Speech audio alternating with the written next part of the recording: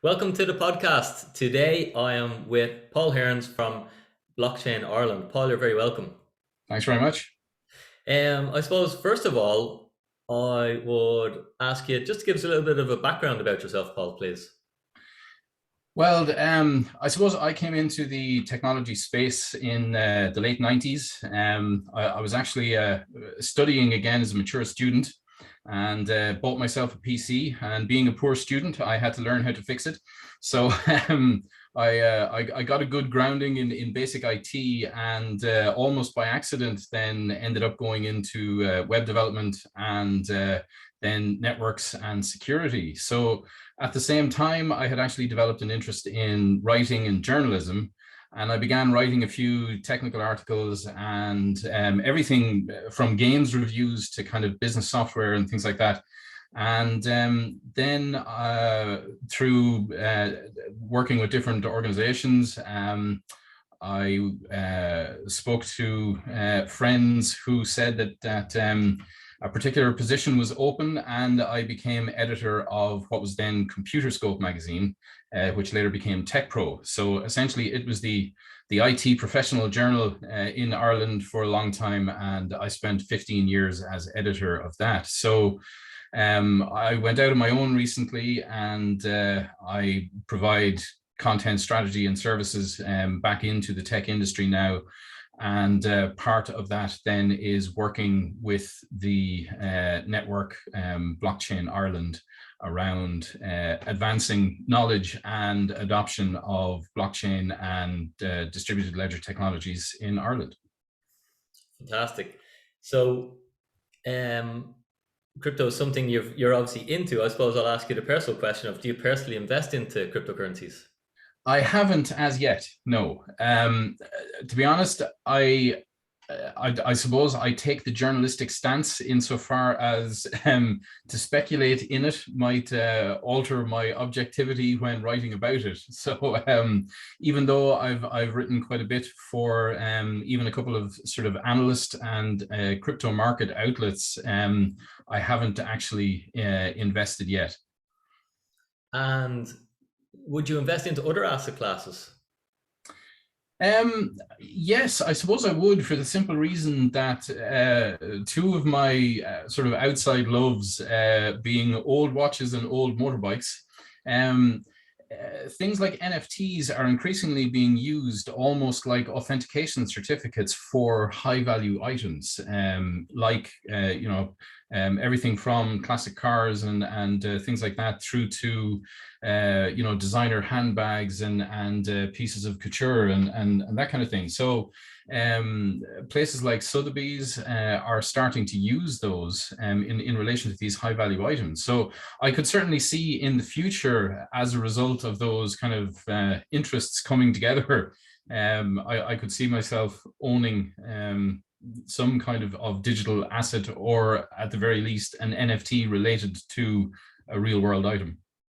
Very good. Um, Tell us a little bit about Blockchain Ireland, please. Well, Blockchain Ireland started in about 2015, and essentially it was a group of people who were trying to sort of pool their resources in terms of gathering knowledge and resources around it. And it was really a very broad thing, from people in public services, in government departments, in some of the state agencies and things like that.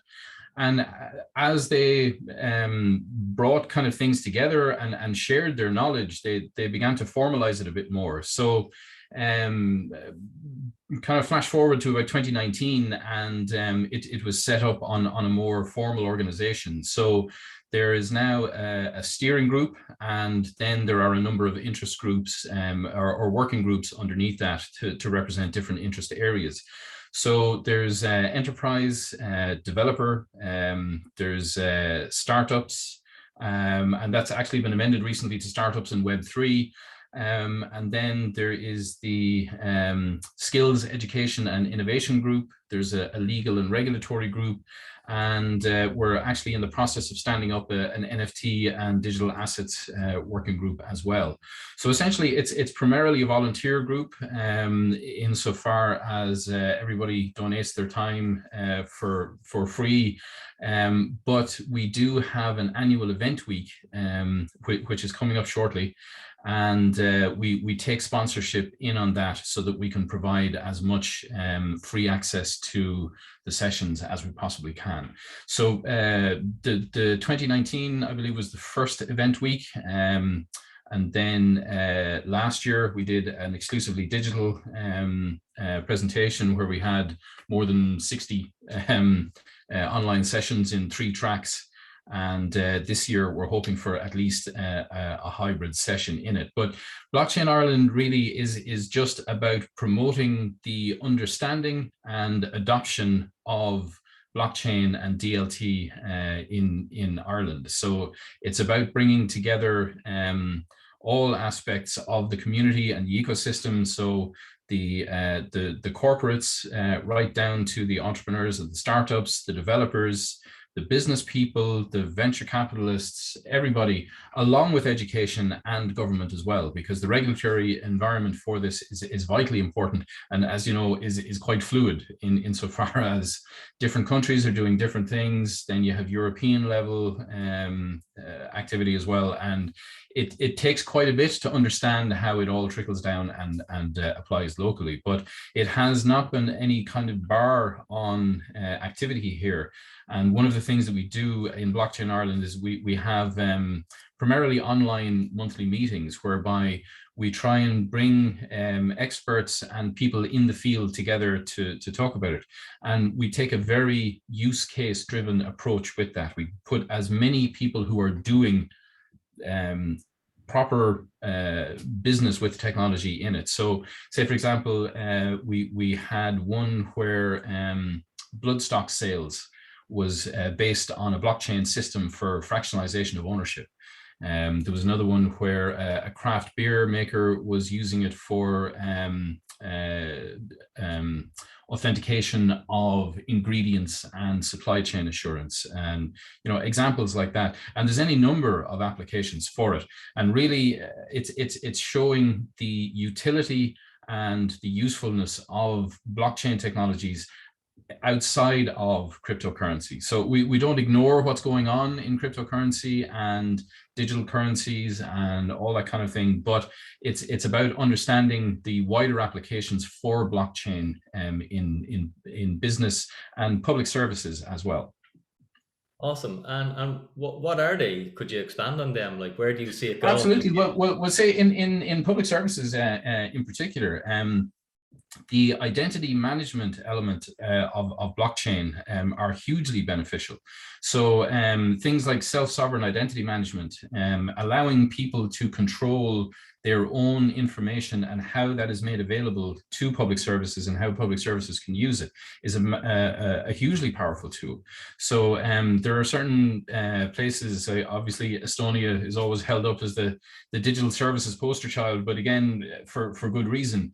But there are other countries as well. Say Slovenia is doing good work there as well. They have a system called SI Chain, and they're among the first to use some of the European Union public blockchain infrastructure funding to create sandboxes and test spaces to allow companies to test how they would apply these technologies for public services. So that's one thing, but also the fact that sort of in the future, more and more government and public services are going to have to be delivered digitally. So essentially allowing elements of the kind of security, the accessibility and immutability features of blockchain to underpin those services is a big advantage as well. So it actually provides a very strong, secure, but transparent basis for the kinds of services that people are going to need delivered digitally in the future, as well as all the business applications then as well. So all of the benefits in terms of things like decentralized finance and microfinancing, things like that. A big thing is energy 4.0. So as we all move towards things like citizen generation, whereby you might have a small wind turbine or solar panels on your house, being able to feed back energy to the grid. A lot of people are saying that blockchain is the ideal basis to allow that kind of two-way flow in future energy grids as well. So again, it's the mission of Blockchain Ireland is really about bringing those use cases to light, having the people talk about them, explore them, describe how they work, how they came to it, and just showing that utility outside of people's understanding, which might have been introduced via something like Bitcoin or Ethereum or some other cryptocurrency. Sure. With your experience then, would you have any direction or advice to anyone seeking to get involved to work within blockchain industry or Web 3.0, or any particular paths that you? Well, the one thing I would say is that it all depends on what direction you're coming from. So say, for example, if you are a developer, there are very specific things you can do in terms of increasing your education and your sort of technical exposure to these things.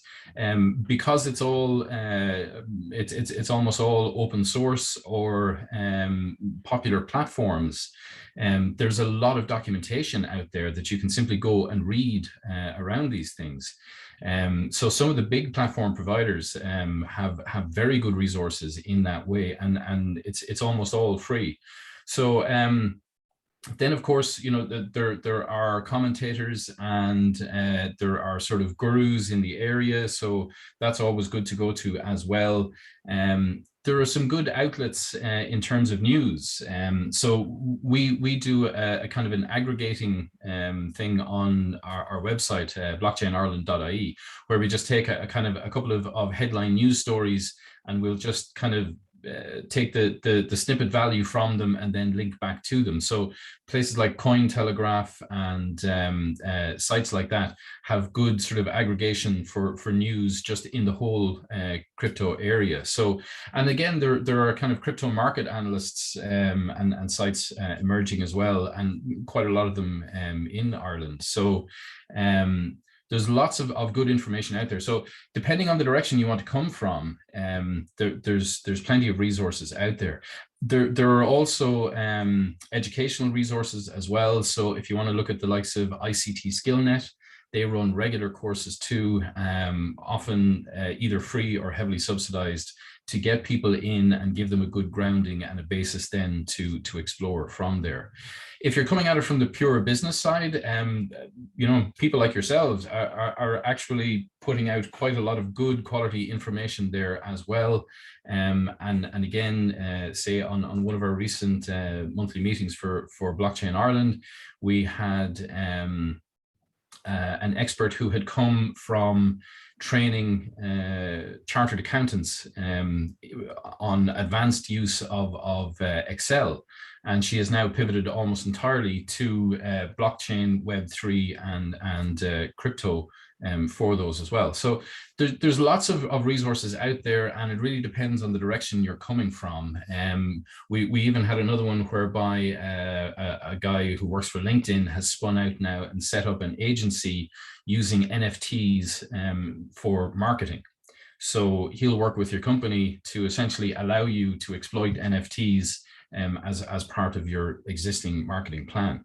So again, there's quite a lot of informal resources out there to get you up to speed, so that you can narrow your focus depending on which direction you're coming from, and then target the specifics that you're looking for. But as much of a kind of a Wild West as there might feel about it, it's beginning to formalize, it's beginning to specialize, and there are definitely resources out there. So one thing I would plug, and I'll kind of come on onto this a little bit in Blockchain Ireland Week specifically, but we do have one session in there, which is specifically a panel discussion on how to get a job in crypto. So, you know, what to do, what to look for, how to sort of arrange your experience to make yourself attractive to employers there. And the one thing I would say is there are lots of jobs in this area, because again, recruitment in this area is difficult. You know, nobody has 5 years technical experience in this. So, you know, it's about people who have credible technical experience and are willing to learn and make the transition. That's brilliant. Yeah, we'll chat a little bit about Blockchain Ireland Week in a second. I wanted to ask a little bit. Some Bitcoiners have very strong opinions about blockchain versus Bitcoin, and it's almost like there's a lot of friction involved in it. That it should be all about Bitcoin and blockchain isn't important. Can you explain why that is, or your position on that, please, Paul? To be honest, I'm a little bit surprised at that, because from where I'm sitting in terms of looking at the value of blockchain technologies entirely divorced from cryptocurrency, I would say Bitcoin, I would say blockchain as a technology is probably up there along with virtualization. It will become a foundational layer in a whole new generation of applications and services. Now, the only problem is, in 5 years' time, I'm not sure we're going to be talking about, or we're going to be using the term blockchain, because it will simply be an enfolded layer in so many of these things. So in the same way that we talk about cloud computing now, and we don't talk about virtualization, blockchain is probably going to disappear in a similar way. It will simply become an integrated technology that enables a whole new realm of directions for applications and services. So I would say blockchain has the potential to be bigger than Bitcoin in terms of its utilization in the next 5 to 10 years. Sure. Can you tell us a little bit about Blockchain Ireland Week, please? Well, Blockchain Ireland Week is the annual event week that we run that kind of brings together everything that we're trying to do for furthering the knowledge and understanding of blockchain in Ireland. So it's really a focus for the community. It's a showcase, and it's a sort of a dissemination point whereby we get the experts in to talk about it. So I'll just give you a kind of a quick run through. We're opening on Monday, the 30th of May. So we call it a week, but it's a fairly intensive Monday, Tuesday, Wednesday, and then we finish out with a kind of a social evening on the Wednesday evening. But we're very lucky to have the Minister for Finance, Pascal Donoghue, is going to open it for us again, this time in person. He was digital last year, so obviously that's going to be a highlight. But really what we're trying to do is put as many different experts, commentators, public service and commercial world people out there, both in terms of sort of keynote presentations and panel discussions, because we really find that facilitating discussion is a really important part of developing understanding in the technology. So say, for example, we'll have one of our first panels will be blockchain as infrastructure of the new economy. So as the digital economy develops, blockchain will become a very important part of how all of that is enabled. So we're going to have speakers from Algorand Foundation, Director of Engineering for Blockdaemon. We're going to have the government CIO, Barry Lowry. We'll have people from Hyperledger and the Linux Foundation. So it's just trying to bring as many perspectives as possible in on it, and we use that model throughout. So we're going to have panels on NFTs. We're going to have panels on the crypto sector skills gap. and how we tackle that. So we're going to have Donald Travers from the IDA, Dr. Irina Tal from DCU, and we're going to have speakers from the TUD, and again, just trying to explore how we develop that talent pipeline, how we make it attractive for people, and essentially how we evolve the needs and the capability of the current institutions to make sure that students can either transition into this or take it up from the start. So that's all on the first day. On day two, then we're going to have again just the mix of keynotes and panels, but a very important speaker is Jerry Cross, Director of Financial Regulation, Policy and Risk with the Central Bank of Ireland. So again, that's going to be a very important session to get the central bank view and to understand what they're doing in the area, because again, the regulatory framework for all of this is going to be key. So again, part of what we're trying to do here is to show how Ireland has a really good opportunity to essentially become a blockchain center of excellence, and just the benefits from that in terms of attracting the investment, attracting the support, and then having the talent pipeline there to feed it, and the industry that can result. So as we have seen from the social media companies here, as we've seen from the cloud computing services that are based here, if you put the right structures in place, the industry will develop and it will thrive, and we have that opportunity with blockchain. In fact, probably a better opportunity than previous. So the key thing is that all of this is free. All we require is a registration, because we're trying to build a network of people interested in this. So if you go to blockchainireland.ie and from the front page there, you'll see it. But one of the key things that we have as well is that we're trying to encourage as much of the community element as possible. So most of the Wednesday program will be given over to community events around the country. So these are events that we're not running ourselves, but are relevant on the overall theme. And we have an event submission form that you can see from the front page as well, and we'll curate the listings there, and we'll help promote those and drive people to them. So it's a big thing. It's fairly ambitious, and we're hoping to get quite a few people there. So we're going to round out on the Wednesday evening then with a party atmosphere, and we're going to have a student NFT competition. And we're going to have a few awards as well in terms of recognizing contributions and achievements in the area. So that, in a nutshell, is Blockchain Ireland Week. Sounds good. I'm excited for it. What was the date of that again? That's Monday, the 30th of May from 9:30. It's going to be in the Alex Hotel in Dublin, and we will be probably using our ICT SkillNet, who is our operational sponsor. We'll probably be using their YouTube channel to do digital broadcast as well, and possibly Zoom sessions too for digital broadcast. So we're trying to do make it as accessible as possible for people if they can't be there in person. That's brilliant, Paul. My fun question is always 2030. What do you think the price of Bitcoin will be? Now, because you've told me you don't own any Bitcoin, maybe I could pivot the question to why, if that's a fair question to ask. Well,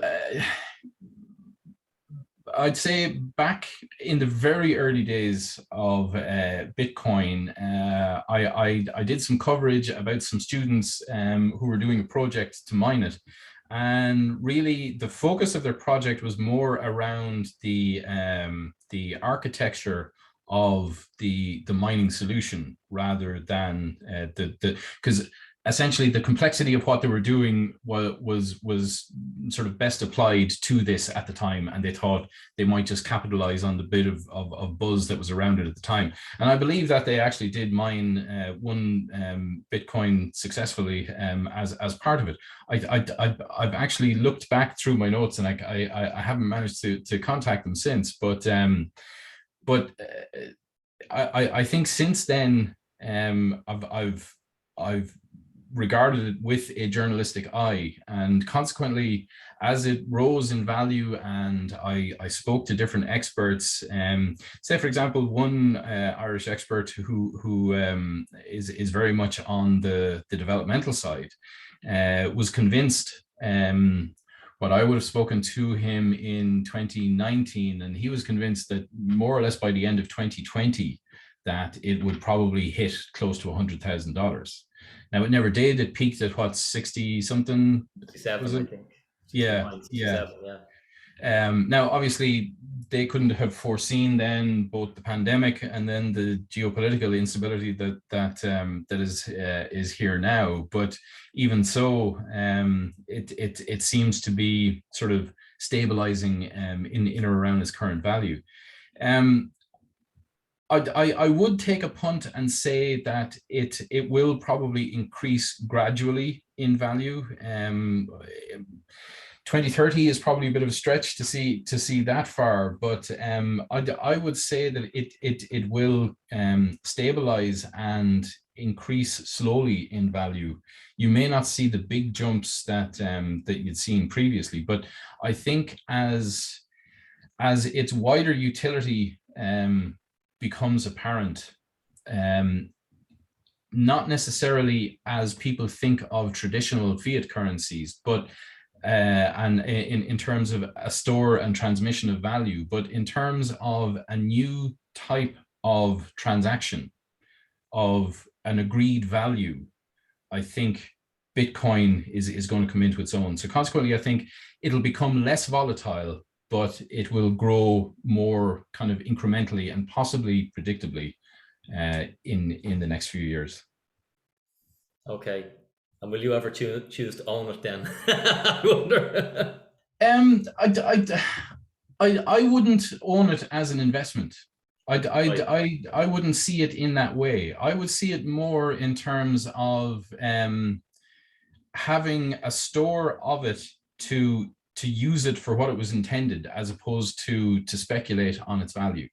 So say for example, if as was predicted in some areas, if something spectacular like that amazing festival in the California desert, if that went exclusively Bitcoin for admission, something like that, the thing, if certain things were only available through Bitcoin, then it would certainly make sense to have some fractionalized store of it there to use for that. But to be honest, I wouldn't ever see myself investing in it speculatively.